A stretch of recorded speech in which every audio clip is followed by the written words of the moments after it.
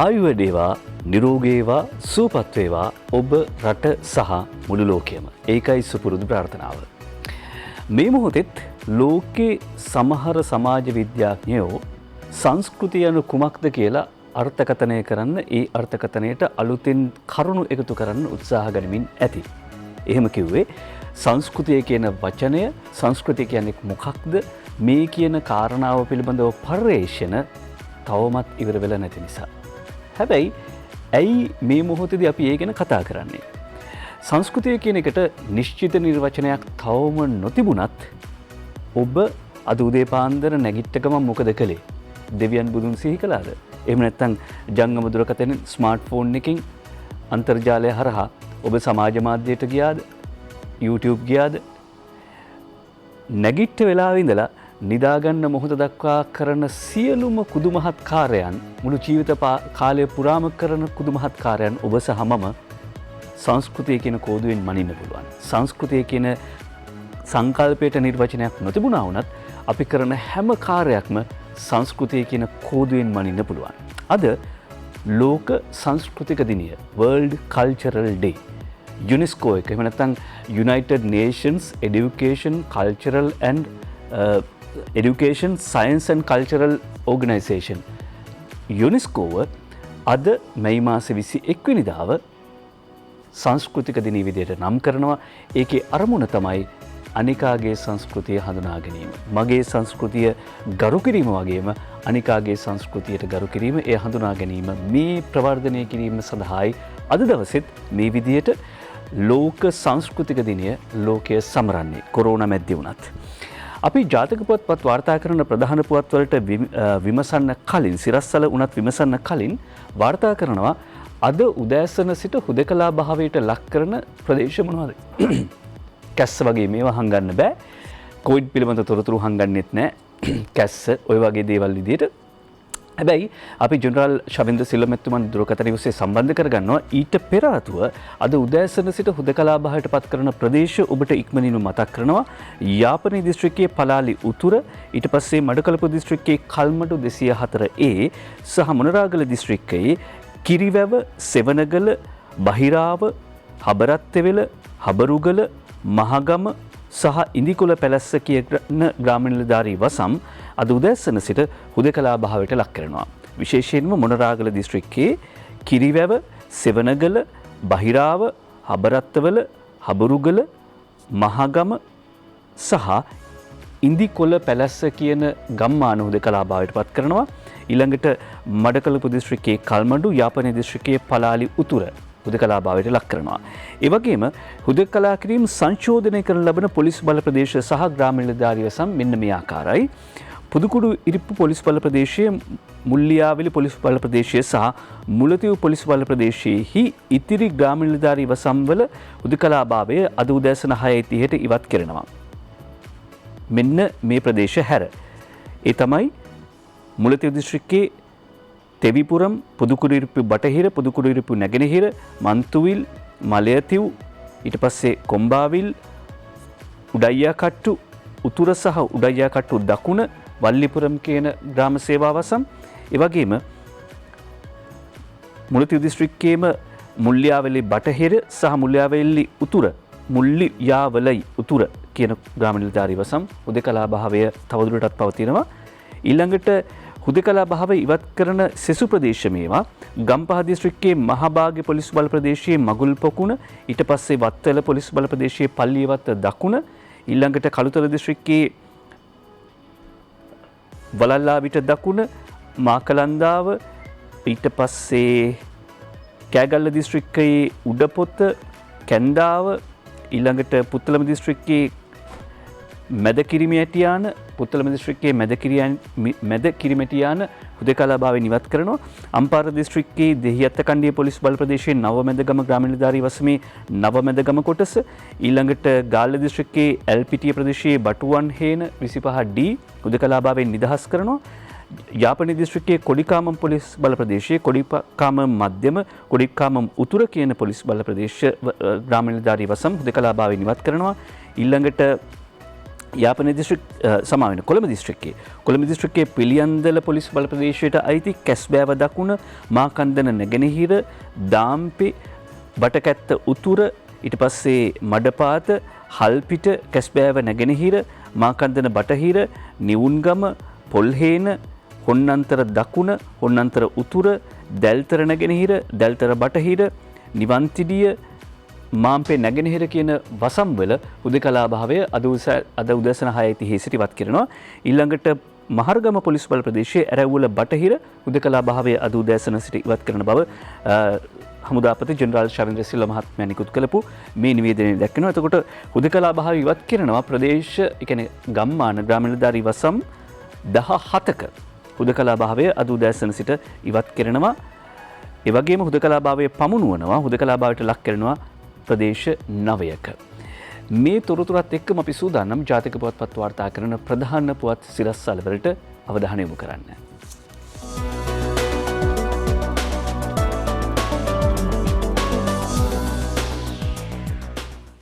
මෙන්න අද සිරස්තල පෝට් සිටි පනත සම්මතයි වැඩි ඡන්ද 91කින් දෙවනවර කියවීමටත් වඩා වැඩි ඡන්ද දෙකක් තෙවනවර කියවීමේදී එකතු වුණා. වැඩි ඡන්ද 91කින් පෝට් සිටි පනත සම්මතයි. අකිත පෙරේරා සහ රනිල් ධර්මසිරි දිවෙන පුවත්පතේ ප්‍රධාන සිරස්තලේ වාර්තා කරන්නේ රතන හිමි සහ ඉෂාක් පක්ෂ වෙති හර්ෂගෙනා සංශෝධන පරිදි පක්ෂ 149යි විපක්ෂ 58යි විජේදාස ඇතුළු 16ක් ඇවිත් නැහැ. සජබ ජාතික ජනබලවේගය TNA විරුද්ධයි. හකීම් ඇතුළු 5ක් ඡන්දයේ විමසන විට සභාවේ හිටියේ නැහැ. ඊළඟට දිනමින පුවත්පතත් මේ පුවතම තමයි වාර්තා කරන්න ප්‍රධාන සිරස්තලයේ හැටියට චන්දිමා කරුණාරත්නයි ප්‍රධාන සිරස්තලයේ වාර්තා කරන්නේ වරාය නගර පනත් කෙටුම්පත වැඩි ඡන්ද 91කින් සම්මතයි. ස්වර්ණ විජේකෝන් සහ සුභාෂිනී සේනානායකයි වාර්තා කරන්නේ. නිවැරදි කරන්න ඕනේ. ස්වර්ණ විජේකෝන් සහ සුභාෂිනී සේනානායක වාර්තා කරනවා දිනමින පුවත්පතට වරාය නගර පනත් කෙටුම්පත වැඩි ඡන්ද 91කින් සම්මතයි. පක්ෂ 149යි විරුද්ධව 58යි. සමගි ජන බලවේගයේ ඉෂාක් රහීම් පක්ෂ වෙති කියලා දිනමින පුවත්පත කියද්දී ලංකාදීපය ඒක එහෙමම වාර්තා කරනවා. වරාය පනත වැඩි ඡන්ද 89කින් සම්මතයි. මේ කිව්වේ දෙවනවර කියවීම. හැබැයි තුන්වනවර කියවීම වැඩි ඡන්ද 91කින් සම්මත වුණා. පක්ෂ 148යි විපක්ෂය 59යි. ආණ්ඩුවේ විජේදාස සමරසිංහ විදුර ඡන්දෙට නැහැ කියලා සුජිත් හේවාජූලිගේ සහ අංජුල මහික වීරරත්න වාර්තා කර සිටිනවා. අරුණ පුවත්පතේ ප්‍රධාන සිරස්තලයේ එක නෙවෙයි. හැබැයි අජිත ලහකෝන් පාර්ලිමේන්තුවේ සිට අරුණ පුවත්පතට වාර්තා කරනවා වැඩි ඡන්ද 91කින් පෝට් සිටි පනත සම්මතයි. පක්ෂව ඡන්ද 149ක් විරුද්ධව 58ක් විපක්ෂයේ රතන හිමි ඩයනා අරවින්ද කුමාර සහ රහීම් පක්ෂ වෙති 16ක් ඇවිත් නැහැ. ආණ්ඩුවේ විජේදාසත් ඒ අතර කියද්දී අරුණ පුවත්පතේ ප්‍රධාන සිරස්තලයේ 30 රවින්ද පෙරේරා වාර්තා කර සිටින්නේ දින දෙකකට 7000ක් කරලා එහෙම කරන්න පුළුවන් කමක් නැහැ. මොනවද මේ PCR පොසිටිව් වාර්තා විනාශ කළාලු පෞද්ගලික රෝහලක PCR ජාවාරමක් ජනපති නියමයෙන් පරීක්ෂණ කියලා 30 රවින්ද පෙරේරා වාර්තා කර සිටිනවා. තුල්හිරිය ඇඟලුම් කම්හලේ සේවකයන්ට PCR කරපු මේ රෝහල පිළිබඳවයි වාර්තා කර සිටින්නේ. තුල්හිරිය ඇඟලුම් කම්හලේ සේවකයන්ට කළ PCR මගින් 400කට කොවිඩ් ආසාදිත බවට තහවුරු වාර්තා විනාශ කළ බව කියන එක්තරා පෞද්ගලික රෝහලක් සම්බන්ධව ජනාධිපති නියමයෙන් පරීක්ෂණ ආරම්භ වී ඇති බව වාර්තා කර සිටිනවා. මේ අරුණ පුවත්පතයි වාර්තා කර සිටින්නේ එම ඇඟලුම් කම්හලේ සේවකයන් 4000කට මේ රෝහලේ PCR පරීක්ෂණ සිදු කර තිබේ. එම PCR පරීක්ෂණ සිදු කර ඇත්තේ සෞඛ්‍ය නිර්දේශන නොතකමින් යයිද අනාවරණ වී ඇත. මේ පරීක්ෂණ අක්‍රමවත්ව කර ඇතැයිද ආසාදිතයන් සම්බන්ධයෙන් දුන් වාර්තා පරස්පර බවද කොවිඩ් කමිටුව අනාවරණ කරගෙන තිබෙන අතර ඉන්පසු ජනාධිපතිවරයා කොවිඩ් කමිටුවට උපදෙස් දී ඇත්තේ එම රෝහලෙන් අදාළ වාර්තා ටික ලබා ගන්නා ලෙසයි. ඒ අනුව 19 වනදා බදාදා වන විට ඒ වාර්තා සෞඛ්‍ය අමාත්‍යාංශයෙන් ඉල්ලා සිටියත් ඒවා විනාශ කළ බව අදාළ පෞද්ගලික රෝහල දන්වා තිබෙනවා. දිනක් ඇතුළත අදාළ වාර්තා විනාශ කිරීම සැකසහිත වූයෙන් වහා මේ පිළිබඳ පරීක්ෂණයක් පැවැත්වීමට නියෝග කර තිබේ. ඒ අනුව සෞඛ්‍ය අධ්‍යක්ෂ ජනරාල්වරයා මේ පිළිබඳ වාර්තාවක් කරවා තිබෙනවා. දිනකට PCR පරීක්ෂණ 1200ක් පමණක් කිරීමට අවසර තිබියදී මේ විදියට සතියේ දවස් දෙකකදී ඒ රෝහලෙන් PCR පරීක්ෂණ 7000ක් කරලා තියෙන්නේ කොහොමද කියලා මේ වචනයක්වත් වරද්දන්න නැතුව පත්තරේ දිහාම බලාගෙන කිව්වේ අපේ හිතේ තියෙන දේවල් නෙවෙයි මේ පත්‍රයේ තියෙන දේවලුයි කිව්වේ. ඊළඟට අද පුවත්පතට අවධානය යොමු කරනවා අවම වශයෙන් සති දෙකක් ජනතාව නිවෙස්වල රඳවා තැබිය යුතුයි කියලා විශේෂඥ වෛද්‍ය රාජ්‍ය අමාත්‍ය සුදාශිනී ප්‍රනාන්දුපුල්ලේ මහත්මිය කරන ප්‍රකාශය නිදර්ශනී වික්‍රමසිංහ වාර්තා කර සිටිනවා. අවම වශයෙන් සති දෙකක් ජනතාව නිවෙස්වල තැබිය යුතුයි. මෙහිදී අපි දකිනවා සංකූලතා තිබෙන රෝගීන්ගේ වැඩිවීමක් සහ රෝහල්වල විශාල තදබදයක් තිබෙනවා. ඒ වගේම ඔක්සිජන් අවශ්‍යතාව, උපකරණ අවශ්‍යතාව දැඩිව තිබෙනවා.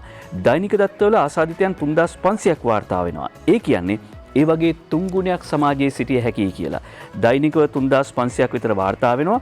ඒ කියන්නේ ඒ වගේ 3 ගුණයක් සමාජයේ ඉන්න පුළුවන්. ඒ නිසා සති දෙකක් ජනතාව ගෙදර තියන්න ඕනේ කියලා තමයි විශේෂඥ වෛද්‍ය සුදාශිනී ප්‍රනාන්දුපුල්ලේ මහත්මිය සඳහන් කර සිටින්නේ. අපි උත්සාහ ගන්නවා යුද හමුදාපති ඒකාබද්ධ මාණ්ඩලික ප්‍රධානී ජෙනරාල් ශවේන්ද්‍රසිල මැතිතුමන්ව දුරකථනය ඔස්සේ සම්බන්ධ කරගන්න කාරණා කිහිපයක් පිළිබඳව දැනුවත් වීමට තියෙනවා. එකක් තමයි ඊයේ දවසට වාර්තා වෙන තත්ත්වය පිළිබඳව යාවත්කාලින වීම, විශේෂයෙන්ම ඒ පිළිබඳව ඒ වගේම දැන් අද මුළු රටටම බලපෑත්වෙන පරිදි සංචරණ සීමා පැනවෙනවා. අද රාත්‍රියේ සිට තවත් කාරණා කිහිපයක් තියෙනවා මේ වගේම දැනගන්න ඕනේ. ඒ පිළිබඳව විමසන්න සූදානම්. ඒ සම්බන්ධතාව ගොඩනගා ගන්නත් එක් අපි සූදානම් ජාතික පුවත්පත් වාර්තා කරන සෙසු පුවත්වලට අවධානය යොමු කරන්න. අපි අරුණ පුවත්පතින්ම පටන් ගනිමු සෙසු පුවත් වාර්තා කිරීම. ඒ අනුව කොවිඩ් රෝගීන්ට ගෙදර සිටම ප්‍රතිකාර අදින් අරබේ කියලා වාර්තා කරනවා. තිස්ස රවීන්ද්‍ර පෙරේරා වාර්තා කර සිටින්නේ අරුණ පුවත්පතට නියම ව්‍යාපෘතියක් විදිහට මෙසේ ආරම්භ කිරීමට නියමිතයි කළුතර දිස්ත්‍රික්කයෙන්. ඇයි කළුතර දිස්ත්‍රික්කය තෝරගත්තේ කියලත් අරුණ පුවත්පත කියනවා. ජනගණත්වය අනුව නිවෙස් අතර දුරස්ථභාවයේ කළුතර දිස්ත්‍රික්කයේ ඇති නිසා මෙම නියම ව්‍යාපෘතිය කළුතරින් ආරම්භීමට තීරණය වී තිබෙනවාලු. කොහොමනත් මේ කාරණාව පිළිබඳව අපි වැඩිදුර විමසන්න සූදානම්. ජෙනරාල් ශවේන්ද්‍රසිල්ල මහත්මයා දුරකථන ඔස්සේ සම්බන්ධ කරගත්තට පස්සේ කොවිඩ් රෝගීන්ට ගෙදරදීම ප්‍රතිකාර ආරම්භ කරනවා අද සිට කියලා වාර්තා කරනවා අරුණ පුවත්පත. ඊළඟට 60ට වැඩි නම් 60ට වැඩි අයට උණ කැස්ස තියෙනවා නම් ළඟම රෝහලට යන්න කියලා කොවිඩ් කමිටුව කරන දැන්වීම තිස්ස රවීන්ද්‍ර පෙරේරා වාර්තා කරනවා. වයස අවුරුදු 60ට වැඩි පුද්ගලයන්ට උණ හෝ සෙම් ප්‍රතික්ෂා වැළඳී ඇතැයි දැනුණු වහාම ඔවුන් ළඟමැති රෝහලට හෝ වෛද්‍යවරයෙකු හමුවට කඩිනමින් යොමු කළ යුතු බව කොවිඩ් කමිටුව පවසනවා. අරුණ පුවත්පතයි වාර්තා කර සිටින්නේ. ඊළඟට සංචරණ සීමා ඇතත් සහන මලු ගන්න සතොස්ස ඇරලා. හැමෝටම නෙවෙයි හැබැයි අමාත්‍ය බන්දුල ගුණවර්ධන මහත්මයාගේ ප්‍රකාශයක් අද අරුණ පුවත්පතට අජිත් තලහකොන් වාර්තා කරන්නේ සංචරණ සීමා පනවා ඇති කාලයේත් ප්‍රාදේශීය ලේකම්වරුන් සහ අනිකුත් වගකිව යුතු පාර්ශ්වවලට පැමිණ අවශ්‍ය සහන මලු ලබා ගැනීම සඳහා සතොස්ස වෙළඳසැල් විවෘත කර තබන බව වෙළඳ මැති ආචාර්ය බන්දුල ගුණවර්ධන මහත්මයා ඊයේ පාර්ලිමේන්තුවේදී සඳහන් කළා. එකක් තමයි නිරෝධායන වන ජනතාවට ආහාර ද්‍රව්‍ය අත්‍යවශ්‍ය ආහාර ද්‍රව්‍ය බෙදා හැරීමේ කටයුතු වගේම ගම් වතුර ඇතුළු මේ හදිසි ආපදා තත්ත්වය නිසා පීඩාවට පත්වෙච්ච ජනතාවට අවශ්‍ය අත්‍යවශ්‍ය ආහාර ද්‍රව්‍ය ලබා දීමේ කටයුතු සිදු කරනවා. ඒ නිසා තමයි මේ විදියට සහන මල්ල ගන්න සතොස්ස ඇරලා තියෙන්නේ. හැබැයි ඒ අපිට නෙවෙයි. මේ අතරේ ජනාධිපති ගෝඨාභය රාජපක්ෂ මහත්මයා ඊයේ Zoom තාක්ෂණය ඔස්සේ ජපාන විශේෂ සමුළුවක් ඇමතුවා. ඒ සමුළුව පිළිබඳව තවදුරටත් අපි තොරතුරු වාර්තා කරනවා. මෙතනදී අදාළ වෙන මේ අපි COVID-19 සම්බන්ධ පුවත් වාර්තා කරන නිසා මුළු ලෝකයටම කෙටි කලකින් එන්නත ලබා දෙන ක්‍රමයක් ඕනෑ කියලා ඒ සමුළුවේදී ජනාධිපති ගෝඨාභය රාජපක්ෂ මහත්මයා සඳහන් කර සිටියා. කොවිඩ් එන්නත නිෂ්පාදන ධාරිතාව සැලකිය යුතු ලෙස ඉහළ නම්වා කෙටි කාලයක් ඇතුළත ගෝලීයව එන්නත් ලබාගත හැකි යාන්ත්‍රණයක් නිර්මාණය කළ යුතු බව ජනාධිපති ගෝඨාභය රාජපක්ෂ මහත්මයා සඳහන් කර සිටියා. දැන් ඒ ප්‍රකාශයේ වැදගත්කම අපිට දිවයින පුවත්පතේ ඇතුල් පිටුවකින් තවදුරටත් ගෙන්න පුළුවන්. මේ ජනාධිපතිතුමා අවධාරණය කරන්නේ ඊටාම කෙටි කාලයක් තුළ රටේ ලෝකේ සියලුම ජනතාවට මේ එන්නත පහසුකම් ලබා ගැනීමේ අවශ්‍යතාව ඒ හැකියාව තහවුරු කළ යුතුයි කියලා. ලෝකේ මේ එන්නත් බෙදියාමේදී ජාතිකවාදයක්, ජාතිවාදයක් සහ මාෆියාවක් ක්‍රියාත්මක වෙන බව, වෙළඳ මාෆියාවක් ක්‍රියාත්මක වෙන බව දැන් හෙළිදරව් වෙනවා. මෙන්න බලන්න මලාවි රාජ්‍ය ඇස්ට්‍රාසෙනිකා එන්නත් මාත්‍රා 20000ක් විනාශ කරයි. දැන් ලංකාව ඇතුළු රටවල් ගණනාවක් මෙම ඇස්ට්‍රාසෙනිකා එන්නත ලබා ගැනීමේ ගැටලුවකට මුහුණ දීලා තියෙනවා. අපි එන්නත් බලාපොරොත්තුවෙන් ඉන්නවා. එන්නත් තියෙනවා අපිට. එහෙම තියෙද්දී මලාවි සෞඛ්‍ය අමාත්‍ය කුහුම්බියෝ කන්ටෝටෝ පවසන්නේ ඒ ලැබිච්ච එන්නත් කල් ඉක්ුත් වෙලා කියලා. විනාශ කළ ඇස්ට්‍රාසෙනිකා එන්නත් තොගය ඇතුළු මාත්‍රා 1,02,000ක තොගයක් පසුගියදා ඒ කියන්නේ මාර්තු 26 වෙනිදා මලාවි රාජ්‍යයට ලැබිලා තිබෙනවා. මේ එන්නත් ඔගේ මලාවි රාජ්‍යයට පරිත්‍යාග කළේ ලෝක සෞඛ්‍ය සංවිධානය සහ ඉන්දියාව. මේ එන්නත් ඔගේ කල් ඉක්තු දිනය ලෙස අප්‍රේල් 13 දක්වා තිබෙනවා. මාර්තු 26 ලැබෙනවා අප්‍රේල් 13 කියලා කල් ඉක්තු දිනේ සඳහන් වෙලා තිබුණාලු. ඒ නිසා තමයි මේ එක්ස්පයර් වෙච්ච ඒවා එහෙම නැත්නම් කල් ඉක්තු වෙච්ච ඒවා විනාශ කළේ කියලා මලාවි සෞඛ්‍ය අමාත්‍යතුමිය කියනවා. දැන් බලන්න ලංකාවේ ක්‍රියාත්මක වන එන්නත් කරන වැඩපිළිවෙලේ වැදගත්කම මේ පුවත මගින් අනාවරණ වෙනවා. අපිට පැහැදිලි වෙනවා. අපිට එන්නත ලැබිච්ච ගමන්ම එන්නත් කරන වැඩපිළිවෙල ආරම්භ කළා. ස්පුට්නික් එන්නත ලැබුණා. ඊට පස්සෙන්ද ඉඳලම එන්නත් කරණය ආරම්භ කළා. ඇස්ට්‍රාසෙනිකා එන්නත ලැබුණා. ඒ ලැබිච්ච ගමන්ම ක්‍රමානුකූලව එන්නත් කරණය ආරම්භ කළා. දැන් මලාවි රාජ්‍යයේ මේ සිද්ධියෙන් පේන එක දෙයක් තමයි ලෝකයේ ඇතම් රටවලට නිසි ආකාරයෙන් එන්නත් යන්නේ නැහැ. ඊළඟට යව්වත් සමහරලාට ඒවා කල්ලිකුත් වෙච්ච ඒවා. හැබැයි එන්නත ලැබුණත් ඒ රටවල් වල කාර්යක්ෂමතාවය නිසා ඒ ලැබෙන එන්නතෙන්වත් ප්‍රයෝජනට ගන්න පුළුවන් කමක් නැහැ. ඒ අතින් ගත්තම ලංකාවේ එන්නත් කරන වැඩපිළිවෙල ඊටාම සාර්ථකයි. අද දිනමින පුවත්පතත් සාමාන්‍යයෙන් වාර්තා කරනවා දවසකට කොච්චරක් එන්නත් කරණයේ වැඩපිළිවෙල හරහා එන්නත් ලබා දීලා තිබෙනවද කියලා. මේ අතරේ චීන එන්නත පිළිබඳව චීන පිරිනමන එන්නත් ලක්ෂ 5 25 වෙනිදා ලංකාවට ලැබීමට නියමිතයි කියලා සඳහන් කර සිටිනවා. අපි මේ එන්නත් කරන වැඩපිළිවෙල පිළිබඳවත් ජෙනරාල් චමින්ද්‍රසිල්ල මහත්මයා දුරකථන ඔස්සේ සම්බන්ධ කරගත්තොත් පුළුවන් වෙයි එතුමාගෙන් විමසන්න. උදේ පාන්දර එතුමාට ඉතාම කාර්යබහුලයි. සියලුම මාධ්‍ය ආයතන අපේ මාධ්‍ය සහෘදයන් කැමරා මානාගෙන දුරකථන අතේ තියාගෙන එතුමාව සම්බන්ධ කරගන්න උත්සාහ ගන්නවා. චීනෙන් පිරිනමන එන්නත් ලක්ෂ 5 25 වෙනිදා ලංකාවට කියන පුවත ඒ අතරතුර අපි තවදුරටත් අනාවරණ කරනවා. සම්බන්ධතාව ගොඩනගා ගන්න පුළුවන් වුණොත් අපි බලමු. ඊළඟට අරුණ පුවත්පත මේ කියන කාරණාව අනුව රජය විසින් චීනය නිෂ්පාදිත සයිනෝෆාර්ම් එන්නත් මිලියන 14ක් කියලා කියන්නේ 1 කෝටි 40 ලක්ෂයක්. එන්නත් 1 කෝටි 40 ලක්ෂයක් මිලදී ගැනීමට නියමිතයි. ඒ යටතේ පළවන එන්නත් මිලියන 3, ඒ කියන්නේ ලක්ෂ 30 ජුනි මාසේ දෙවන සතියේදී ලබා දිය හැකි බවට චීන තානාපති කාර්යාලය නිලධාරීන් ජනාධිපතිතුමාට ප්‍රකාශ කර තිබෙනවා කියලා උදේජීවී ඒකනායක වාර්තා කරනවා. චීන එන්නත් 1 කෝටි 40 ලක්ෂයක් ලබා ගැනීමට නියමිතයි. මුල් කොටස ඉක්මනින්ම ලැබෙනවා කියලා සඳහන් කර සිටිනවා. ඊළඟට මන්ත්‍රී මුජිබුර් රහමාන්ටත් කොවිඩ් වාර්තා කර සිටිනවා. අද අරුණ පුවත්පත පෞද්ගලික රෝහලක ඔහු ප්‍රතිකාර ලබනවා කියලා කියනවා. පවුලේ අයත් නිරෝධාන්ට ලක් කළා. කොමුණත් පහුගිය දවස් 10ක විතර වගේ ඔහු පාර්ලිමේන්තුවට අවිල්ලා නැහැ කියලා ඉෂාර රත්නාකාර ගෙනෙන වාර්තාවත් තවදුරටත් සනාථ කරනවා. ලංකා කමුකර කොංග්‍රසයේ භාණ්ඩාගාරික සහ නුවරඑළිය දිස්ත්‍රික් පාර්ලිමේන්තු මන්ත්‍රී මරුදපාණ්ඩි රමේශ්වරන් මහත්මයාත් 19 වෙනිදා කොවිඩ් ආසාදනයට ලක් වුණා කියලත් අද අරුණ පුවත්පත මේ පුවතට සම්බන්ධවම වාර්තා කර සිටිනවා. ඊළඟට අපි යනවා අරුණ පුවත්පතෙන් පස්සේ දිවයින පුවත්පතට. දිවයින පුවත්පතට යනවා මේ කාරණා වාර්තා කරන්න. දිවයින පුවත්පතෙන් පස්සේ අද පුවත්පතේ තවත් තියෙනවා පුවතක් වාර්තා කරන්න. ඒ තමයි PCR පිළිබඳව කතා කළාම පෞද්ගලික අංශ PCR ගාස්තු නියාමනය කිරීමට රජයේ තීරණය කර තිබෙනවා. සෞඛ්‍ය අමාත්‍යාංශය කටයුතු කරන බව PCR ගණන් හිලව් දැන් කලිනුත් අපි වාර්තා කළා 1200යි PCR කරන්න කියලා තියෙන්නේ. හැබැයි සතිය දවස් දෙකක් ඇතුළත PCR 7000ක් කොහොමද කළේ කියන ප්‍රශ්නේ තියෙනවා. නිදර්ශනී වික්‍රමසිංහ අද පුවත්පතට කියන්නේ පෞද්ගලික අංශය විසින් සිදු කරන ලබන PCR පරීක්ෂණවල ප්‍රමිතිය ගාස්තු නියාමනය කිරීමට සෞඛ්‍ය අමාත්‍යාංශය අවධානය යොමු තිබෙනවා. එක් යන්ත්‍රයක් මගින් දිනකට සිදු කළ හැකි PCR පරීක්ෂණ සංඛ්‍යාව ඉක්මවමින් අධික ලෙස දිනකට PCR පරීක්ෂණ සිදු කිරීමට ඇතැම් ආයතන පෙළඹීම මීට හේතු වී තිබෙනවා. ඔව් ඒවා අපිටත් එහෙම වාර්තා වෙනවා. අපිටත් දැනගන්න තියෙනවා. කොහොමුණත් පෞද්ගලික රෝහල් වලට ලෙඩ රෝග කියලා කියන්නේ විකුණන් කන්න පුළුවන් දේවල්නේ. ඒවා අපි දකිනවා පෞද්ගලික රෝහලකට හදිස්සිය හරි ඇතුළත් වුණාට පස්සේ එනකොට බිල හැදිච්ච ලෙඩේ නෙවෙයි තවත් ලෙඩක් හැදෙනවා, පපුව අමාරුව හැදෙනවා කියලා බොහෝ දෙනෙක් කියන්නේ. රට පුරා කොරෝනා අලුත්ම වාර්තා බලමු. අපි ලංකාදීප පුවත්පත වාර්තා කරනවා. නාගඩ රෝහලේ කොරෝනා ලෙඩ්ඩු 6ක් පැන ගිහින් ඒ අතර කතුන් දෙදෙනෙකුත් ඉන්නවලු. කාන්තාවන් දෙදෙනෙක් නාගඩ මහ රෝහලේ කොරෝනා සැකසහිත වාට්ටුවේ නේවාසිකව ප්‍රතිකාර ලැබමින් සිටි කොරෝනා සදිත කාන්තාවන් 3 දෙනෙක් ඇතුළු 6 දෙනෙක් නාගඩ රෝහලෙන් පැන ගිහිල්ලා තියෙනවා. තාප්පෙට උඩින් තියෙන දැලත් පහත් කරගෙන තමයි මේ නෝනාවරු 3 දෙනා සහ මේ මහත්තුරු 3 දෙනා ඉස්පිරිතාලෙන් පැනලා ගිහිල්ලා තියෙන්නේ. එක්කෙනෙක්ගේ නම හොයාගෙන තියෙනවා අනිත් අයගේ නම් තවම හොයාගෙන නැහැ. එක්කෙනෙක් සාරංගා තරංගනී කියලා කියනවා. එහෙම නම කියලාම කිව්වේ. එතකොට වටේ පිටේ උදවිය වුණත් ආයේ ඉස්පිරිතාලට කුදලගෙන යන්න පොලිසියට මහ ජන සෞඛ්‍ය පරීක්ෂක මහත්වරුන්ට උදව් කරයිනේ. මේ වෙලාවේ එහෙම කරන එක කිසිම වරදක් නැහැ. හේතුව රෝගය පැතිරීම වැළැක්වීම සඳහා පුරවැසියන් විදිහට ගන්න පුළුවන් හැම ක්‍රියාමාර්ගයක්ම අපි ගන්න ඕනේ.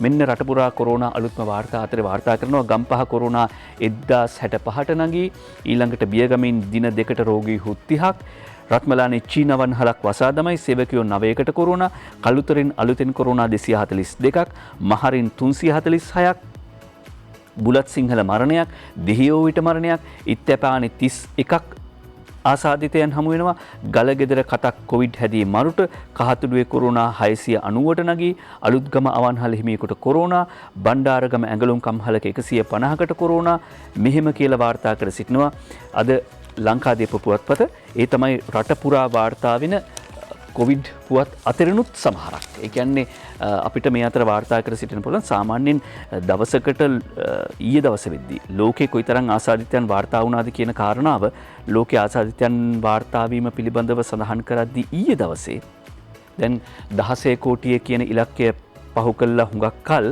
අද පාන්දර ඒ කියන්නේ 5:40 විතර වගේ ලංකාව වෙලාවෙන් වාර්තා කරන ලෝක සෞඛ්‍ය සංවිධානයේ දත්වලට අනුව 16 කෝටි 58 ලක්ෂ 30,572ක් කොවිඩ් ආසාදිතයන් ඉන්නවා 16 කෝටි 58 ලක්ෂ 30,572ක් ආසාදිතයන් වාර්තා වෙනවා එයින් 34 ලක්ෂ 44,253ක් මිය ගිහිල්ලා තියෙනවා ඊළඟට ලෝක තත්ත්වය ගත්තොත් ඊයේ දවසට අලුතෙන් වාර්තා වෙනවා 6,42,888ක් රෝගීන් 6,42,888ක් රෝගීන් වාර්තා වෙනවා එයින් 2,59,269ක්ම ඉන්දියාවෙන් වාර්තා වෙන්නේ 2,59,269ක්ම ඉන්දියාවෙන් වාර්තා වෙන්නේ මරණ 12,865ක් වාර්තා වෙනවා එයින් 4,209ක්ම ඉන්දියාවෙන් වාර්තා වෙන්නේ ඉන්දියාවේ තත්ත්වය ඒකයි ලංකාවේ තත්ත්වයත් කොහොමද කියලා අපිට වාර්තා කරන්න පුළුවන් කොවිඩ් කාර්යසාධක බලකායේ වෙබ් අඩවිය යාවත් කාලන කරනවා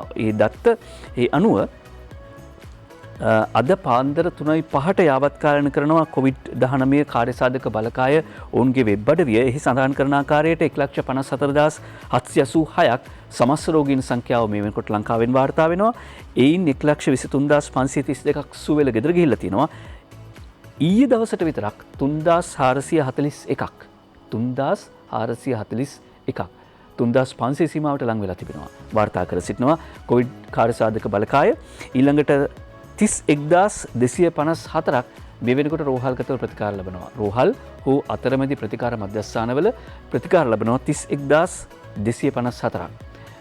25,000 සීමාවේ හිටියා. ඊයේ විද්‍ය අපි කිව්වා 28,000 සීමාවට ආවා කියලා. දැන් අද දවසේදී අපි වාර්තා කරන්නේ 31,254ක් රෝහල්ගතව එහෙම නැත්නම් අතරමැදි ප්‍රතිකාර මධ්‍යස්ථානවල රෝහල්වල ප්‍රතිකාර ලබනවා. 10,051ක් මරණ වාර්තා වෙන බව කොවිඩ්-19 කාර්යසාධක බලකායේ වෙබ් අඩවිය යාවත් කාලන කරනවා. සති දෙකක් විතර ලොක්ඩවුන් කරයිද ජුනි මාසෙ වෙනකන් ලොක්ඩවුන් කරයිද එහෙම කතායමත් පැතිරෙනවා. අපේ නිෂ්පාදක කාර්ය මණ්ඩලය යහුසුලුව කටයුතු කරනවා ජෙනරාල් ශවින්ද්‍රසිල්ල මහත්මයාව දුරකථන ඔස්සේ සම්බන්ධ කරගන්න තාක්ෂණික ඔවුන් හරබයක්. ඒ අතරේ දිවයින පුවත්පත වාර්තා කරන මේ පුවත් මතක් කරන්නම්. රෝගීහු තැන් තැන්වල දික්කොය රෝහලේ ඇඳන් හිඟයක් ඔක්සිජනුත් නැහැ. වෛද්‍යවරයෙකුට සහ කාර්ය මණ්ඩලයේ කිහිප දෙනෙකුටත් කොරෝනා හදිසි ප්‍රතිකාර ඒකකයක් తాවකාලිකව වසා දමයි කියලා අද දිවයින පුවත්පත වාර්තා කර සිටිනවා. රෝගීහු තැන් තැන්වල සෞඛ්‍ය ආරක්ෂිත නීති අකුරටම පිළිපදින්න පොලිසිය සීරුවෙන් කියලා ඒ අතර දිවයින වාර්තා කරනවා. 24 සහ 25 ජාතික රෝහලේ සායන නැහැ. ඒකත් මතක් කරනවා. රෝගීහු තැන් තැන්වල කියන පුවත වගේම අමතර කොවිඩ් වාට්ටුවක් හදන්න උපදෙස් දුන්න කියලා මධ්‍යම පළාත් සෞඛ්‍ය සේවා අධ්‍යක්ෂ ජෙනරාල්වරයා කරන ප්‍රකාශයත් අද දිවයින පුවත්පත වාර්තා කර සිටිනවා. ඊළඟට ගම්පහ නිරෝධාන පවුල් 18,228කට රුපියල් 5,000 බැගින් මලු දෙකක් ලබා දීමට 9 කෝටි 11 ලක්ෂ 40,000ක් වැය කරලා කියලා නිදර්ශනී වික්‍රමසිංහ වාර්තා කරනවා. ගම්පහ දිස්ත්‍රික්කය තුල නිරෝධාන වූ පවුල් ඒකක 18,228ක් ඉන්නවලු. ඔවුන්ට රුපියල් 10,000 බැගින් සහන මලු ලබා දීම සඳහා තමයි දැනට මේ වෙනකොට 9 කෝටි 11 ලක්ෂයකට අධික මුදලක් වීදම් කරලා තියෙනවා කියලා අද වාර්තා කර සිටින්නේ අද පුවත්පත. ලොක්ඩවුන් කරාම ඇතිවෙන ගැටලු කන්න බොන්න තියෙනවද අවශ්‍ය ප්‍රමාණයට කොහොමද මිලදී ගන්නේ කඩවල් වල තියෙනවද එළවලු එහෙම ටික ගන්න තියෙනවද හැබැයි සමහර විශේෂඥයින් කියන්නේ තවදුරටත් සංචරණ සීමා දැඩි කළ යුතුයි කියලා. ව්‍යසනය වළක්වන්න ඇති එකම විකල්පය රටපුරා අගුළු දැමීමයි කියලා මහාචාර්ය මලික් පීරිස් මහත්මයා කරන ප්‍රකාශය නයනතරංග ගමගේ සහ උදේජීවී ඒකනායක වාර්තා කරනවා. අවදානම් සහගත පුද්ගල කණ්ඩායම් ඉලක්ක කර COVID-19 ඉන්නත් කරන වැඩසටහන මේ වන විට ක්‍රියාත්මක කළත් ඉහළ යමින් පවතින මරණ අනුපාතයේ වෙනසක් ගත වීමට මාස ගණනක් ගත වනු ඇතැයි කියලා හොංකොං විශ්වවිද්‍යාලයේ වෛද්‍ය පීඨයේ මහාචාර්ය මලික් පීරිස් මහත්මයා පවසනවා. එනිසා ඉදිරියේදී සිදුවන ව්‍යසන වැළැක්වීම සඳහා කෙටි කාලීනව ඇති එකම විකල්පය වෛරසය සම්ප්‍රේක්ෂණය වැළැක්වීම සඳහා తాවකාලික පියවර නොගෙන රටපුරා අගුළු දැමීම වහාම ක්‍රියාත්මක කිරීම බව මහාචාර්යවරයා සඳහන් කරනවා. ලෝක සෞඛ්‍ය සංවිධානයේ විශේෂඥ මහාචාර්ය කමනි මින්ඩිස් මහත්මිය සමග ශ්‍රී ලංකාවේ වර්තමාන COVID-19 තත්ත්වය පාලනය කිරීම සඳහා විද්‍යාත්මකව සකස් කළ උපාය මාර්ග පත්‍රිකාවක් ඔස්සේ මහාචාර්යවරයා මේ බව කියනවා. ඔහු සෞඛ්‍ය විද්‍යාත්මකව ගත්තාම මුළු රටම වහන්න ඕනේ කියන එක සෞඛ්‍ය විද්‍යාව ඇසින් පෙරනවා. ඒ වගේම සෞඛ්‍ය විද්‍යාව ඇස, ආර්ථික විද්‍යාව ඇස, සමාජ විද්‍යාව ඇස මේ හැම ඇසකින්ම බලලා තමයි පුළුල් ඇසින් බලා මේ පිළිබඳව තීරණ ගත යුතුයි. හදිසියවත් එහෙම ලොක්ඩවුන් කළයින් පස්සේ සංචරණ සීමා පැනවුවෙන් පස්සේ ඇතිවන තත්ත්වය මෙන්න. ජනජීවිතයේ කොවිඩ් අවදානමට ගොදුරු වෙලා වෙසක් සැරසිලි වෙළඳාමත් බිඳුවට බැහැලා. වෙසක් සැරසිලි වෙළඳාමත් බිඳුවට බැහැලා. අද අපිට ජීවත් වෙන්න විදියක් නැහැ. බෙලෙන්දෝ දුක කියති කියලා අද වාර්තා කර සිටිනවා.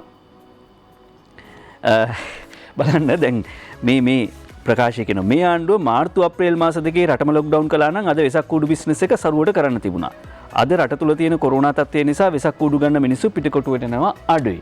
දැන් වෙසක් කූඩු විකුණන වෙලෙන්දෝ කියනවා ඔවුන්ගේ ප්‍රශ්න දිහා බලලා මාර්තු අප්‍රේල් මාසවල ආණ්ඩුව රට ලොක්ඩවුන් කරා නම් ප්‍රශ්නයක් නැහැනේ. එහෙනම් මිනිස්සු වෙසක් කූඩු ගන්න එනවා. එතකොට අප්‍රේල් මාර්තු මාසවල ලොක්ඩවුන් කරා නම් එතකොට අවුරුද්දට රෙදි ටික විකුණ ගන්න උදවිය ඊට පස්සේ කැවිලි පෙවිලි හදන උදවිය මේ විදිහට මෙකී නොකී සියලුම දෙනා මොනවා කියයිද? ඒ නිසා අපි ගැටලුව දකින්නේ අපිට පේන තැනින් විතරයි. හැබැයි විසඳුම එහෙම අපිට පේන තැනින් පමණක් නෙවෙයි. විසඳුම අපිට පේන තැනටත් ගලන්න ඕනේ. හැමෝටම හරියන විසඳුමකට යන්න ඕනේ. මහරගම ප්‍රදේශය අර පමුණුව ප්‍රදේශයේ ජනතාව කියනවා මහරගම අද අපි අනාතයි. අද මහරගම සෙනග නැතිව අපි අනාතයි. මෙන්න ලොක්ඩවුන් කළාම තියෙන ආදීනව. බිස්නස් වැටිලා අපිත් අමාරුවේ වැටිලා කෝ රාජපක්ෂ වෙළඳ ව්‍යාපාරිකයෙක් ඊට පස්සේ අපේම වැරදි හින්දා රෝගය පැතිරුණා. පාරිභෝගිකයෙක් වන කපිල නිශාන්ත කියනවා මිනිස්සු ත්‍රිවිල් වල නගින්නත් බයයි. අරෝෂ හෙට්ටිගේ කියන රියදුරු මහත්තයා කියනවා ඔත්තේ ඉරට්ට අංකයක් හින්දා මිනිස්සු වෙන්නේ නැහැ කියලා සලත් කර ගෙදර කියනවා. මාරේ අතේ තියාගෙන අපි බිස්නස් කරන්න කියලා මහරගම එළවලු ව්‍යාපාරික සමාවෙන මහරගම එළවලු ව්‍යාපාරිකයෙක් කියනවා කොරෝනා හින්දා බිස්නස් වැටිලා කියලා සෙල්ලම් බඩු විකුණන ආර් ගුරු මහත්තයා කියනවා දරුවෝ ජීවත් කරවන්න මාර අරගලයක් කරන්න වෙලා කෙසෙල් ව්‍යාපාරිකයෙක් මිනිස්සු මාළු ගන්න එනවා අඩුයි. මංජුල පුෂ්ප කුමාර කොරෝනා වෛරසයක් කරපු හදියක් කියලා වෙසක් පහන් කූඩු වෙළඳ ව්‍යාපාරිකයෙක් කියනවා 28 රට වැහුවාම ලොතරැයි විකුණන්නත් බෑ කියලා රම්‍යා දීපිකා ලොතරැයි අලෙවි නියෝජිතවරියක් කියනවා. මේ තමයි රටට බලපාන හැටි මේ ගැටලුව. ඒ අතරේ කොවිඩ් දැස්සේ ඩෙන්ගුත් වැඩි වෙයි කියලා නිරෝෂා වාසල වාර්තා කරනවා. අද දිවයින පුවත්පතෙන් වාර්තා වෙන්නේ ගත වූ මාස කිහිපයේදී පමණක් මෙරටින් ඩෙන්ගු රෝගීන් 7523 දෙනෙකු වාර්තා වී තිබෙනවා. මරණ 4ක් වාර්තා වී තිබෙනවා කියලත් අද දිවයින පුවත්පත වාර්තා කරනවා. එහෙම වාර්තා කරද්දී අපි අද මුල් පිටුවෙත් වාර්තා කරපු කාරණාව තමයි පාර්ලිමේන්තුවේ ඊයේ පෝට් සිටි පනත සම්මත වුණා. ඊයේ පාර්ලිමේන්තුවේ මේ විවාදය පැවතිද්දී බරාය නගරේ ආයෝජනය කරන්න කියලා ජනාධිපති ගෝඨාභය රාජපක්ෂ මහත්මයා ආසියාවේ අනාගත සමුළුවේදී ඉල්ලීමක් කළා.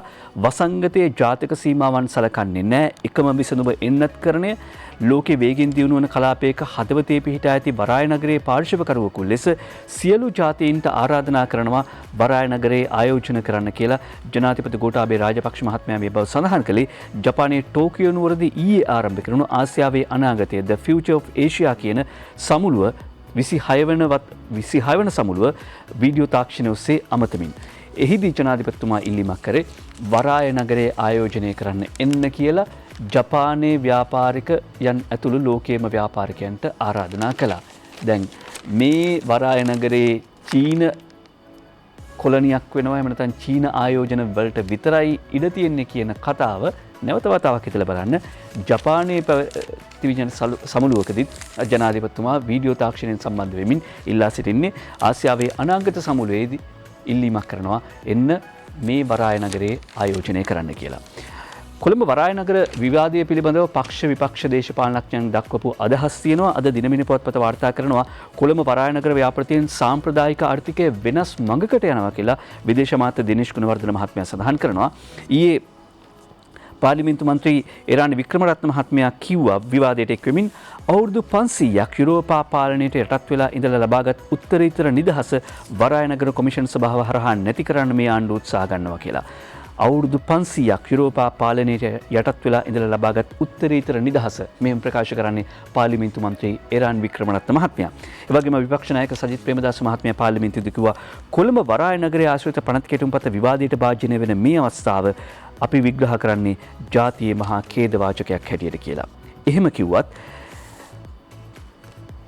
මේ අවස්ථාව පිළිබඳ මහාචාර්ය ජී.එල්. පීරිස් මහත්මයා කරන ප්‍රකාශ වාර්තා කරනවා අද දිනමින පුවත්පත. පාර්ලිමේන්තුව තමයි රටේ ආණ්ඩු ක්‍රම ව්‍යවස්ථාව යටතේ මූල්‍ය පාලන බලය තියෙන්නේ. මහජන මුදල් පරිපාලන බලය තියෙන්නේ කාටවත් නෙවෙයි මේ උත්තරීතර පාර්ලිමේන්තුවට. එය උදුරගන්න දියාරු කරන්න කිසිවෙකුට පුළුවන් කමක් නැහැ. මේ බලය අබමල් රේණුවකින්වත් අඩු වෙන්න දෙන්නෙත් නැහැ. අපිට ආයෝජන අවශ්‍ය නම් දිරිගැන්වීම් බදු සහන දෙන්න ඕනේ. ඒ සහන මොනවද? මොන අවස්ථාවේදීද ඒ සහන දෙන්න ඕනේ? රෙගුලාසි මොනවද? ඒවා තීරණය කරන්නේ පාර්ලිමේන්තුව. ඒවා පාර්ලිමේන්තුව සම්මත වෙන්න ඕනේ. එය ප්‍රතික්ෂේප වෙනවා නම් ඒ බදු සහන ලැබෙන්නේ නැහැ. එතනින්ම ඔය මුදල් පිළිබඳ බලයට කිසිදු හානියක් වෙන්නේ නැති බව පැහැදිලි වෙනවා. බදු සහන තීරණ කරන්නේ කැබිනට් මණ්ඩලය. කොමිෂන් සභාවට පුළුවන් මේ සහන දෙන්න කියලා ජනාධිපතිතුමාට නිර්දේශ කරන්න විතරයි. මේ වගේ අවස්ථාවකදී අපි comparative advantages එහෙම නැත්නම් අර සංසාධනාත්මක සාපේක්ෂ වාසිය පිළිබඳව හිතන්න වෙනවා කියලා මහාචාර්ය ජී.එල්. පීරිස් සමාජවේදී සඳහන් කළා. ජනාධිපති නීතිඥ අලි සබ්රි අධිකරණ මැතිතුමා මේ අවස්ථාවේදී කියා සිටියා අපි දන්නවා මීට කලිනුත් මේ වගේ ව්‍යාපෘතියන අවස්ථාවේදී බිල්ලෝ මැව්වා. ලංකාවේ ගල්ව ව්‍යාපෘතිය මෙවැනි බිල්ලෙක් ගෙනල්ලා පෙන්නුවා. මහවැලි සංවර්ධන ව්‍යාපෘතියට මෙහෙම බිල්ලෙක් ගෙනල්ලා පෙන්නුවා. ඇඟලුම් කම්හල් ව්‍යාපෘතියට මෙහෙම බිල්ලෙක් ගෙනාවා. ඒ වගේම තමයි මේ ලොකු බිල්ලෙක් ගෙනල්ලා පෙන්නනවා මේ අවස්ථාවේදී. 2019 වන විට ලෝක විශේෂිත ආර්ථික කලාප 5387ක් තියෙනවා. ලෝකේ අපි විතරක් නෙවෙයි ලෝකේ 5387ක් මේ විදිය විශේෂ ආර්ථික කලාප තියෙනවා. අපි මේ තරඟ කරන්නේ කවුරු එක්කද? අපි මේ තරඟ කරන්නේ දකුණු කොරියාව එක්ක. අපි මේ තරඟ කරන්නේ ඉන්දියාව එක්ක. අපිට තරඟ කරන්න සිද්ධ වෙනවා මැලේසියාව එක්ක. අපි තරඟ කරන්නේ ඩුබායි එක්ක. මේගොල්ලෝ මේ උත්සාහ කරන්නේ ඒ තරඟකාරයන්ට අනිසි වාසියක් ලබා දීලා බිල්ලෙක් මවන එක කියලා අලි ශබ්ද ජනාධිපති නීතිඥවරයා සඳහන් කරද්දී නාමල් රාජපක්ෂ තරුණ කටයුතු අමාත්‍යවරයා කියනවා ශ්‍රී ලාංකිකයන්ට රැකියා වැඩි අවස්ථාවක් දෙන්න 75ක් දෙන්න ඕන කියන තැන අපි ඉන්නවා. ඒ වගේම එහෙම කියද්දී අපිට තව වගකීමක් තියෙනවා. ඒ තමයි අපේ රටේ තරුණ පරම්පරාවට ඒකට සූදානම් කරන එක. අපේ රටේ තරුණ පරම්පරාව ඒ 75 රැකියාව අවස්ථා සඳහා සූදානම් කරන එක අපේ අවශ්‍යතාවය, අපේ වගකීම. ඒකට අවශ්‍ය දැනුම දෙන එක, අත්‍යවශ්‍ය අධ්‍යාපනය දෙන එක. ඒ නිසා තමයි වෘත්තීය පුහුණු අමාත්‍යාංශයේ නයිටයික, ජපන්ටෙක් මේ සියල්ල එකතු කරගෙන අපි අලුත් අධ්‍යාපන වැඩසටහනක් ආරම්භ කිරීමට උත්සාහ ගන්න කියලා. මේ අවස්ථාවේදී විවාදයට එක්වෙච්ච අමාත්‍ය විමල් වීරවංශ මහත්මයා කිව්වා දැන් කලින් ආණ්ඩුව නම් හාව පෙන්නලා බුර්කයා කළා. පනත කිටුම්පත් කරන අවස්ථාවේදී හරි අහිංසකයි හාව වගේ. හැබැයි කාර්ක සභා අවස්ථාවේදී ඒ හාව වෘකය බවට පත් කරනවා කියලා. අලි ශබ්රි අධිකරණ අමාත්‍යතුමත් කිව්වා 19 වන ආණ්ඩුක්‍රම ව්‍යවස්ථාව ගෙනෙන අවස්ථාවේදී ඒ විදිහට සංශෝධන 149ක් මගේ මතක විදිහට 149ක් ගෙනාවා. එහෙම අය තමයි මේ විවාද කරන්න කියලා විමල් වීරවංශ මහත්මයා සඳහන් කර සිටියා. මහින්ද රාජපක්ෂ ජනාධිපතිවරයා ඉතිහාසගත වෙන්නේ 30 වසරක යුද්ධය ඉවර කරපු නිසා පමණක් නොවේ. මේ භූමිය ස්වාභාවිකව අපට ලැබුණු භූමියක් නෙවෙයි. මහා සාගරය නිර්මාණය කරපු භූමියක්. අක්කර 11000ක පමණ භූමි ප්‍රමාණයක් අපේ සිටියමට එකතු වෙන්නේ මහින්ද රාජපක්ෂ මහත්මයා නිසා.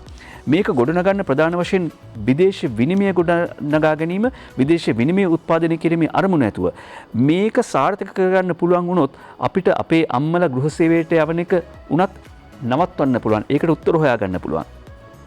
මේක මූල්‍ය නගරයක්. මේකට ආයෝජනය කරන චීනය පමණක් නොවේ. ඇමරිකානු එක්සත් ජනපදයට පවා එන්න පුළුවන්. ලෝකේ ඕනෑම බලවතුගේ ආයෝජන එන්න පුළුවන්. මේකෙන් 25% කොටසක් තමයි අවුරුදු 99ට චීනයට ලැබෙන්නේ බදු පදනම යටතේ. ජනතා විමුක්ති පෙරමුණේ නායකයා කිව්වා ලංකාවේ කළුගල් මදි වෙනවා කියලා. සීගිරිගල කඩන්න වෙයි කිව්වා. මුහුද කාදනය වෙනවා කිව්වා.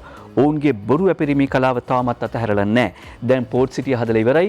සීගිරියක් තියෙනවා. ලංකාවේ තව කළුගලුත් තියෙනවා. ඇමරිකානු තානාපතිතුමිය වරාය නගරය ගැන කියන්නේ කළු සල්ලි සුදු කරන තැනක් විදියට.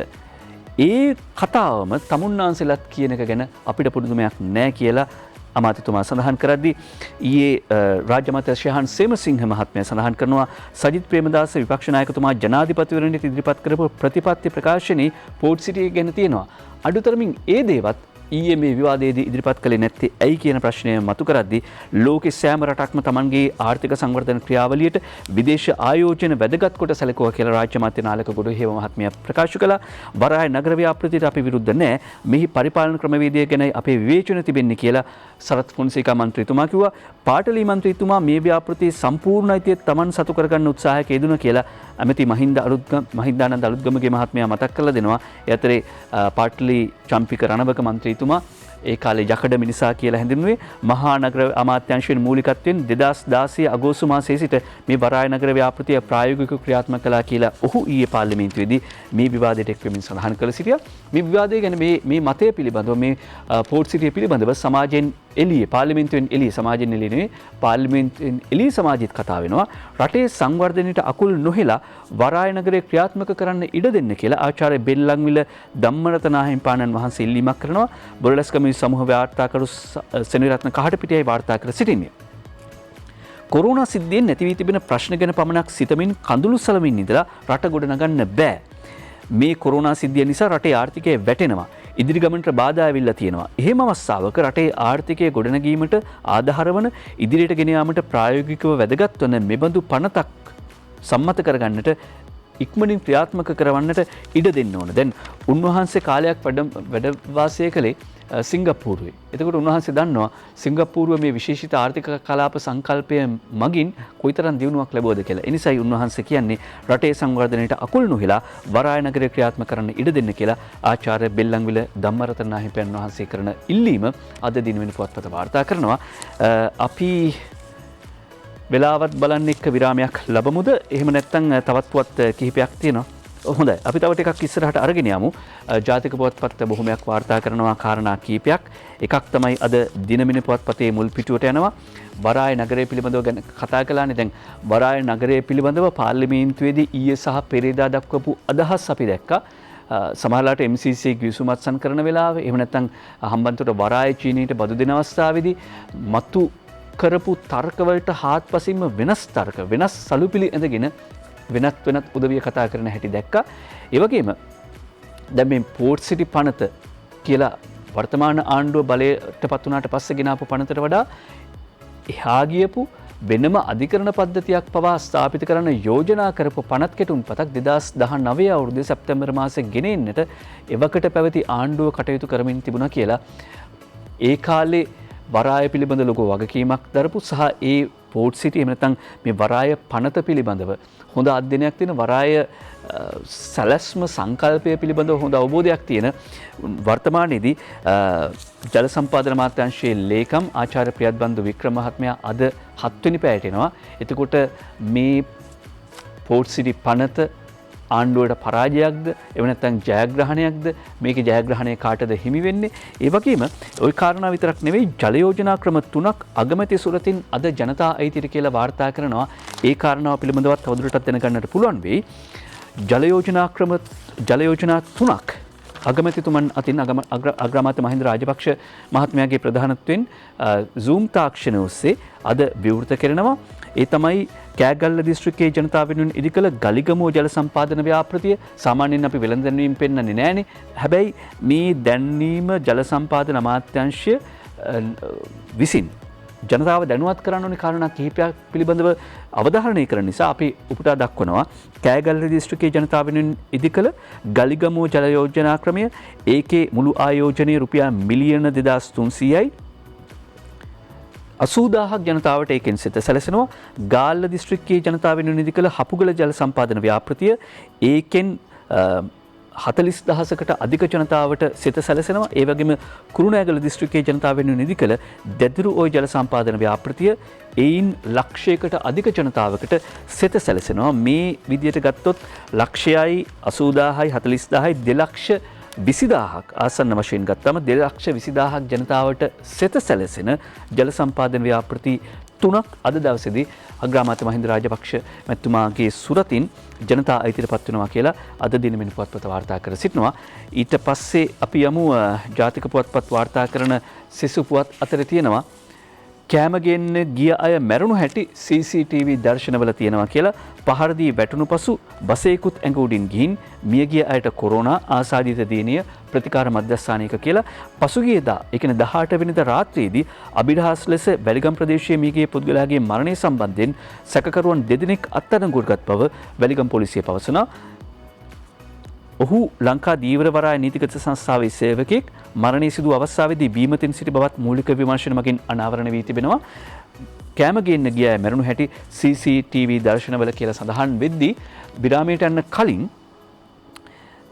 මද්ද්‍රව්‍ය පරීක්ෂණයක් ඩ්‍රග් ටෙස්ට් එකක් ප්‍රථම වතාවට හඳුන්වා දීමට කටයුතු කර තිබෙනවා ප්‍රවාහන අමාත්‍යාංශය. නිදර්ශනී වික්‍රමසිංහ වාර්තා කරන්නේ දැන් අර බැලුම් පුම්බනවනේ සාමාන්‍යයෙන් බීමත් රේදුරන් හඳුනා ගන්න මද්ද්‍රව්‍ය භාවිත කර රියදාවන යෙදීම වැළැක්වීම අරමුණු කරගනිමින් බර වාහන රේදුරන් සඳහා මද්ද්‍රව්‍ය පරීක්ෂණයක් ප්‍රථම වරට හඳුන්වා දීම ජාතික ප්‍රවාහන වෛද්‍ය ආයතනයේදී සිදු කරනවා. ඒ අවස්ථාවට අමාත්‍ය ගාමිණී ලොකුගේ සහ රාජ්‍ය අමාත්‍ය දිලුම් අමුණුගම කියන මහත්වරු සහභාගී වුණා.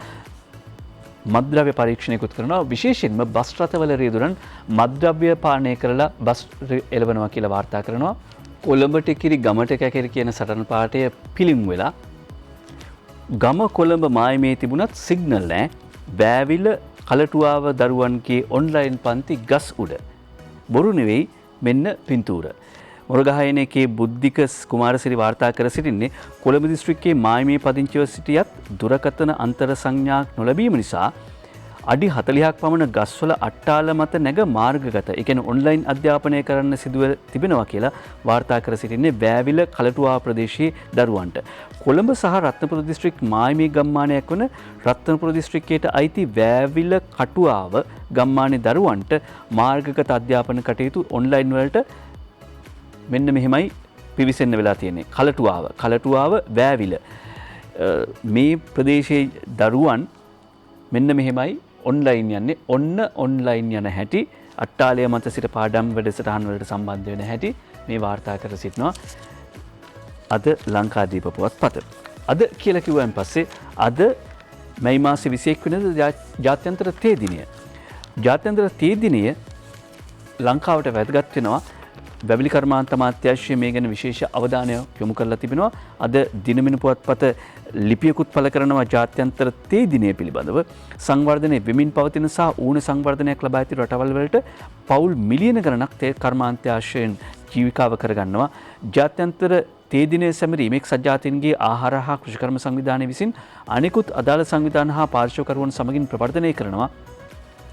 ලංකාවේ මේ දක්වා තේ කර්මාන්තයේ ප්‍රවර්ධනය කිරීම සඳහා ගෙන තිබෙන පියවර මොනවද කියලා අමාත්‍ය රමේෂ් පතිරණ මහත්මයා විස්තර කරනවා. 2021 ජනවාරි මාර්තු කාලය තුල ඒ කාර්තුව තුල පමණක් අපනයන ආදායම රුපියල් බිලියන 65ක් වන අතර 2020 පළමු කාර්තුව තුල තේ වලින් ලැබපු ආදායම බිලියන 49ක්, ඒ කියන්නේ බිලියන 16ක වර්ධනයක් තේ අපනයනය කිරීමෙන් අපි ලබා තිබෙනවා කියලා සඳහන් කරනවා. ඒ වගේම මේ දවසට වෙනදට වැඩිය තේ බොන්න කියලා කහට තේ බොන්න කියලා ඔය කොරෝනා පිළිබඳව කතා බහ කරද්දිත් කියනවා තේ බිව්වට එහෙම අගුණයක් වෙන්නේ නැහනේ. අපි ඊට පස්සේ සූදානම් කාටුන් බලන්න.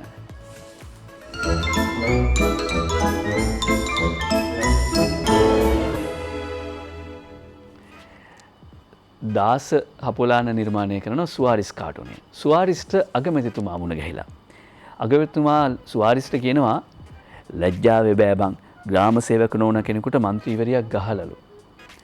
එයාටත් ආචාර්ය පට්ටමක් තියෙනවද සර්? පරණ සිද්ධියක් නේද මේ මතක් කරන්නේ?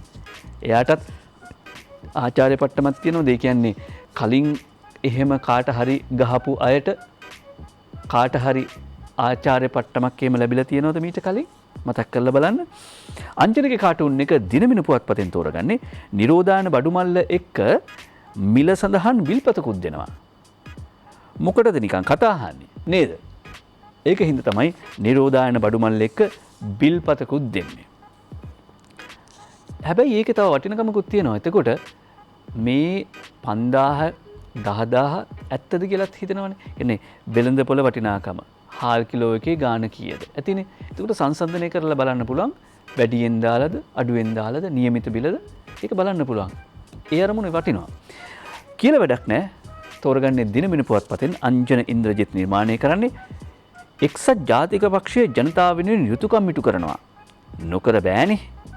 ජනතාවත් එක්සත් ජාතික පක්ෂ වෙනුවෙන් හොඳට යුතුයකම් ඉටු කළානේ. එහෙම කියලා උත්තර දෙන්නේ වජිර අබේවර්ධන හිටපු മന്ത്രിතුමා කියපු කතාවකට. ජනතාව එක්සත් ජාතික පක්ෂයට හොඳට යුතුයකම් ඉටු කළා කියලායි කියන්නේ. മന്ത്രിකම තාම ආරංචියක් නැහැ. ජුනි මාසේ කෙලවර රනිල් වික්‍රමසිංහ මහත්මයා මෙනවත් කියලා තමයි දැනට නම් කියන්නේ. අංජන ඊළඟට අඳිනවා කාටුන් එක දිනමින පුවත්පතට කවුද මේ ඇම්බියුලන්ස් එකට ගිලන් රථයට කුදලගෙන යන්න හදන්නේ? සෞඛ්‍ය සේවකයා ඇවිල්ලා කුදලගෙන යන්න හදනවා. ඇම්බියුලන්ස් එක ඉතුරු වෙලා තියෙන අකුරු වලින් නම් පේන්නේ අංගොඩ කියලා. අංගොඩින් ආපු ඇම්බියුලන්ස් එකට මේ කුදලගෙන යන්න හදන්නේ මට ජනතාව ගැන පිස්සුවක් තියෙනවා කියපු සජිත් ප්‍රේමදාස මහත්තයාද? නෑ නෑ එතුමනම් කියනවා නෑ නෑ එහෙම එකක් නෙවෙයි. එහෙම එකක් නෙවෙයි මට තියෙන්නේ කියලා අර මට පිස්සුවක් තියෙනවා කියපු සජිත් ප්‍රේමදාස මහත්මයා කියනවා ඒ අංගොඩෙන් කුදලගෙන යන්න ආපු වෙලාවට කියලයි අංජනට පෙනිලා තියෙන්නේ. ශ්‍රීකාන්තගේ ශ්‍රී දූපත ඒ දිනමින පුවත්පතෙන් අපේ රජයකදී පෝට් සිටි පනත වෙනස් කරනවා කියලා සජිත් කියන්නේ බං. මෑන්ට මතකද දන්නේ සර් පෝට් සිටිය නවත්වනවා කියලා යහපාලනයෙන් බලයට ආපු එක. ඇත්තනේ 2015 දී පෝට් සිටිය නතර කරනවා කියලානේ බලයට ආවේ. ඔය ඊයේ පාටලී චම්පික රණවක මන්ත්‍රීතුමත් කිව්වේ අපි ඒක කළා කියලා. අපි 2016 ඉඳලා ඉස්සරහට අරගෙන ආවා කියලා. ඒ වගේම පෙරේද පාර්ලිමේන්තු විවාදයේදී අජිත් නිවාඩ් කබ්‍රාල් ඇමතිතුමා කිව්වේ ඒ අනවශ්‍ය ප්‍රමාද කිරීම නොකළනම් අපිට තවදුරටත් හිතකර විදියට මේ කිවිසුම ගොඩ දා ගන්න තිබුණා. 100,000ක් වැඩිපුර දෙන්න සිද්ධ වෙන්නේ ඒ අනවශ්‍ය කල්මැරීම නිසා. ෆේස්බුක් කාටුනේ ජයරත්න වික්‍රමසිංහ නිර්මාණය කරන දිවයින පුවත්පතට පෝට් සිටිය ගැන ශ්‍රේෂ්ඨාධිකරණ තීන්දුව ආණ්ඩුව ලැබපු විශාල පරාජයක් කියලා රනිල් කියන්නේ. තාමත් පිට ඉඳන්ද දොඩවන්නේ මේ පිට ඉඳන්ද දොඩවන්නේ කියන වාක්‍යයේ තේරුම් දෙකක් තියෙනවා. උඩු පෙළ අර්ථය සහ යටි පෙළ අර්ථය කියන එක. ඇත්ත අනිත් පැත්තෙන් ගත්තම ඔය පාර්ලිමේන්තුවට වෙලා කියන්න තිබුණානේ නේ. ඒකනේ එක ආසනයක් හරි දීලා තියෙන්නේ. චමෝත් පද්මශ්‍රීගේ ශ්‍රී සමයන් දිවයින පුවත්පතෙන්මයි තෝරගන්නේ. අද ආසාදිතයෝ කීයක් මැරිලාද? බය වෙන දෙයක් නැහැ. ඉක්මනින්ම කොරෝනා අඩුවේ. මොකද සෞඛ්‍ය අංශවල ප්‍රකාශනිකුත් කිරීම අත්හිටුවලවලනේ. සෞඛ්‍ය අංශවලට ප්‍රකාශනිකුත් කිරීම අත්හිටුවලවලනේ. ඒ නිසා ඉක්මනින්ම කොරෝනා අඩුවේ කියලයි දිවයිනේ විමලසිරිට හිතෙන්නේ. චමෝත් හිතෙන්නේ. ඊට පස්සේ උදේ විමලසිරි මෙන්න ඉන්නවා.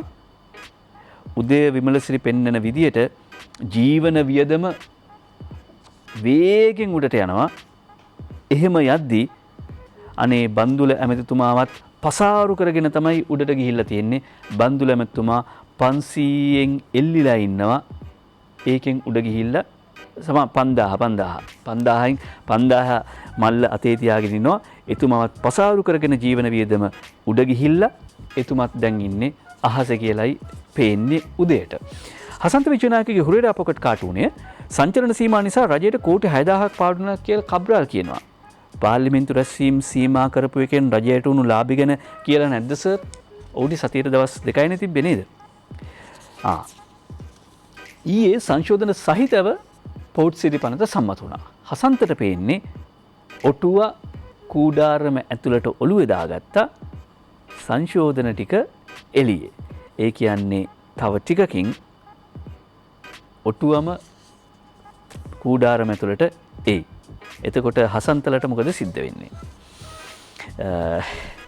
රනිල් වික්‍රමසිංහ මහත්තයා මතක් කළා විතරයි. මෙන්න එතුමාව පේනවා අවන්තට අද පුවත්පතේ අවන්ත අඳින කාටුන් එක. ජුනි මාස රනිල් පාර්ලිමේන්තුවට එනවා පුවතක්. රනිල් වික්‍රමසිංහ මහත්තයා යෂ්ටිය බැටන් එක දෙන්න බලාගෙන රිලේ එකේ හිටියා. දැන් මේක අරගෙන දුවන්න නවීන් දිසානායක මහත්තයලා හිටියා, රුවන් විජේවර්ධන මහත්තයලා හිටියා, ගහ මරා ගත්තා. එහෙම බොහෝ දෙනෙක් බලාගෙන ඉදිද්දී බැටන් එක අරන් ඉස්සරහට දුවන්න රනිල් වික්‍රමසිංහ මහත්තයා මෙන්න બોලේ අනිත් පැත්තෙන් පාර්ලිමේන්තුව පැත්තට එනවා. ඔහු තමයි අන්තිමට කොහොම හරි දිනන්නේ. අද පුවත්පතට යනවා ජනරාණි කාටුනේ විලියම් කුමාරයා එන්නත ගත්තේ පොලිම පනින්නෙත් නැතුවලු. අපේ එහෙම නැත්තේ ඇයි රාණි ජනරාණිගෙන් අහනවා. එහෙම ඉන්නේ නැත්තේ විල්ලැජ්ජ නැති කුමාරයෝනේ. එහෙම ඉන්නේ නැත්තේ විල්ලැජ්ජ නැති කුමාරයෝ. හැබැයි ඊයේ පෙරේද දවසක ජයන්ත සමරවීර රාජ්‍ය අමාත්‍යතුමාගේ බිරිඳගේ චාරූපයක් දාලා තිබුණා. සාමාන්‍ය අය විදිහටම පොලිමේ ගිහිල්ලා එන්නත ලබා ගන්නවා සහ ඒත් එක්කම සමාජ මාධ්‍යත් වාර්තා කරලා තිබුණා වැඩ කරන්නේ සතොසිත කොහෙද තාමත් සාමාන්‍යයෙන් කෝච්චින් වැඩට යනවා කියලා. අර මේ විදිය උදවිය ගැන කතා කරනවා වගේම අපි ඒ විදිය උදවිය ගැන කතා කරන්නත් එපා. නැත්තම් ඒක කොහොමකමක් නේ. රංචගොඩ ළමයා කවියක් ලියනවා. විජයග්‍රහණයෙන් සැමරුම වෙනුවෙන් වූ උත්සවයේ දුටුවෙම වෙනසක් මෙවරා විපක්ෂ නායක දුහුරන්දර මැතිතුන් රණවිරුවන්ට ගෞරව පුදනට පැමිණ එතුමත් පැමිණියා. යුද්ධය පැවති සමයේ එතුමා හිටපු පක්ෂය කරපු කෙනෙහිලිකම් කෙසේ වුවත් දැන්වත් එක හඬින් රණවිරු ගුණ ගැයුම ඇගිය යුතුයි. එහෙමයි වෙන්නට ඕන. එතුමා ආවා. ඔව්. සරත් ෆොන්සේක මහත්තයාත් කියන්නේ නැති. එතුමා නම් හිටියේ නෑ. විපක්ෂ නායකතුමා ආවා. එහෙම තමයි වෙන්න ඕන කියලා රංචගොඩ ළමයා කියනවා. ඊට පස්සේ ලංකාදීප පුවත්පතේ සරදම කොයි දිහාවටද යොමු වෙන්නේ? පනත ගැන උඹට මොනවද හිතෙන්නේ? සර්ල හිතාගෙන ඉන්නේ අපි කොණ්ඩේ බැඳපු චීන්නු කියලාද? පංකජයි එහෙම අහන්නේ. අපි ෆ්‍රයිඩේ බුලට් වලින් අදට විරාමයේ තියෙනවා පත්තර මේන්තුවට. ප්‍රියන්ත කොඩිප්පිලි තමයි ෆ්‍රයිඩේ බුලට් එක එල්ල කරන්නේ. කොවිඩ් කතා හිතු හැටියට බැරිවන්නේ දුටුවත් වැරදි කරබා ඉන්නයි වෙන්නේ. වැට දැන් හෙල්ත් සර්විස් එකටයි එන්නේ. මේකද ක්‍රමය ඉල්ලපු හිට්ලර් පන්නේ. මේකද ක්‍රමය ඉල්ලපු හිට්ලර් පන්නේ කියලා ප්‍රියන්ත කොඩිප්පිලි අහනවා. අපිටත් අහන්න දේවල් තියෙනවා ප්‍රියන්තලාගෙන්. සූදානම් විරාමයක් ලබන්න. ඒ විරාමය හෙට නැවත මුණ ගැහෙන අරමුණ ඇතිව හෙටත් පත්තර මේන්තුව තියෙනවා. අපේ සහෘදය දෙන්නෙක් ඔබ මුණ ගැහිවි. ඔබ නිරුපද්‍රිතව ඉන්න අද රෑ 11 සිට ලබන අඟහරුවාදා පාන්දර 4 තෙක් දිවයිනට බලපැවැත්වෙන පරිදි සංචරණ සීමා ක්‍රියාත්මකයි. එළියට බහින්න බෑ. කන්න බොන්න ඕනේ දේවල් ටික කලින් ගෙනල්ලා තියාගන්න කියලා හමුදාපතිතුමත් කිව්වේ ඒකයි. ඒ නිසා මේ ගැන ඉවසිල්ලෙන් සහ විමසිල්ලෙන් ඉන්න. ඒ ඉවසිල්ලයි විමසිල්ලයි තමයි අන්තිමේදී සැනසෙල්ල බවට පත් වෙන්නේ. ඔබට ආයුබෝවන්.